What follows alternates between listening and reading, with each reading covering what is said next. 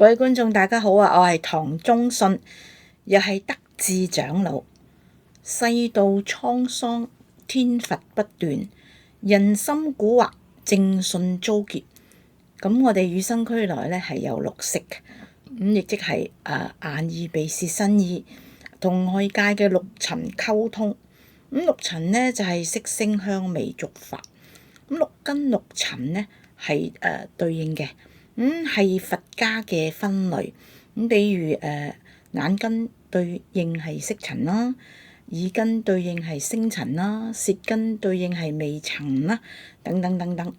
咁可以讓我哋嘅知性感性咧就係成長。但係身心燃燒係會產生垃圾雜訊。正面少，負面多啦。咁現代人咧，生於五濁惡世本來就唔容易噶啦。再時逢亂世添，咁更加咧就讓人心悸，屈完再屈屈埋屈埋，咁小魔人咧就茁壯成長咯。同時咧，佢會點樣影響我哋嘅人生啦？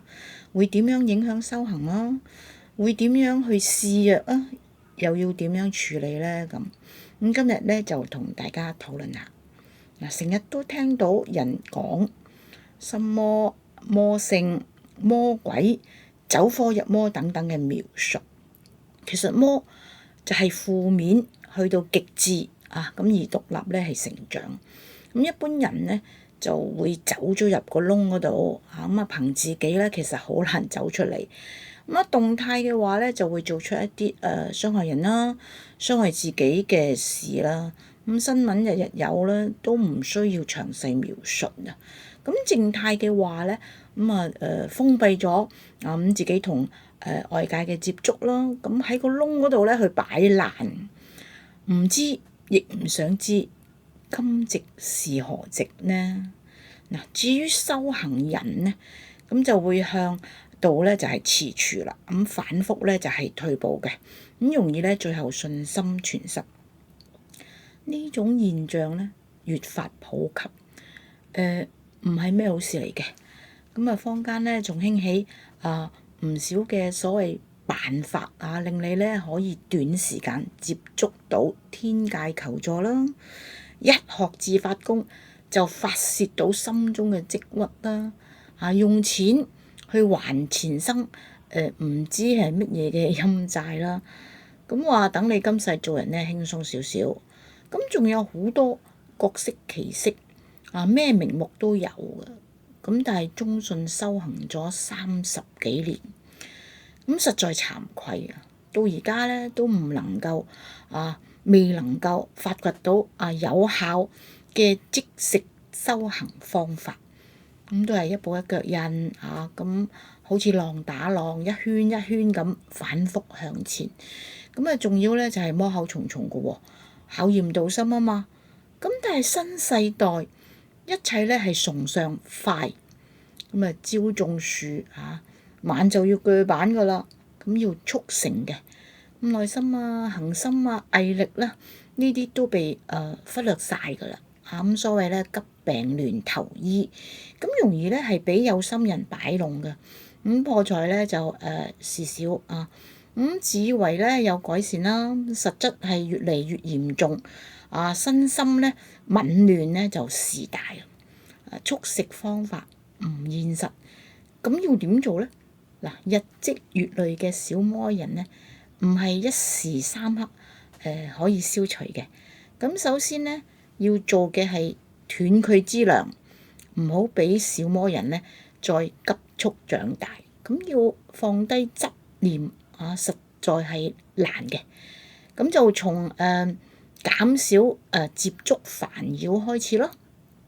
首先呢，即係少聽天下事，少接觸負面人，再少理身邊人同事。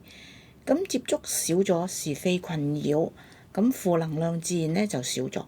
身在困境嘅人呢，最好就當然係明因果啦，隨緣咧就消舊業。但係知易行難嘅。簡單講咧，一般人可以從感恩開始。先感恩今日我仍然活着。咁要用心去努力生活，再明白希望在明天。至於受感情困擾嘅人呢，譬如夫妻啊、仔女啊咁你就可以多念想，唉，無冤不成夫婦，無仇呢就不成父子，前世欠嘅，今世當還債咯。心境已經可以平靜唔少。知性重嘅朋友呢，仲可以為每件事做個正面同埋負面嘅分析，一項一項咁列出嚟。咁當正面嗰邊越列越多，咁唔覺呢，就陰陽平衡咗啦。防止咗小魔人成長之後呢，咁就要想辦法壓制佢，咁令到自己呢就身心平衡，過正常嘅生活，遠離藥物。咁包括食入口嘅藥啦，同埋咧就精神上嘅假藥，咁即係所謂嘅速食法門。咁至於要消滅小魔人，對一般人嚟講咧係唔可能嘅任務。咁就好似人嘅身體根本就有好多細菌，一生咧都係並存嘅。咁思想亦都唔係只有偉大光明正確嘅噃。所以小魔人只適宜制約，有陽必有陰。所以咧道家成日都話順天應運，人從陰陽胚胎而生。正常軌跡咧就係咁。至於修行嘅人呢，所謂修行就係逆修，追求自然呢，就同常人唔同咯。